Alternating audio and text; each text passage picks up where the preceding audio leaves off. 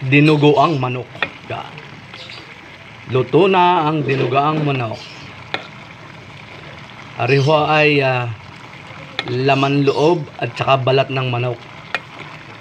Ginayat ko ng maliliit. Ari naman itlog.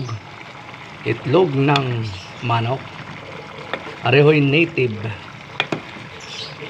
na manok. Batangas native manok. Dinuguan. Dinuguang manok. Napakasarap na rin. Oy, tapos medyo paiga. Paiga ang pagkakalutaw. Para masarap. Sarap na rin pulutan. Oh. Tikman ka. Pagkakasarap, lasang puke. Pagkakasarap.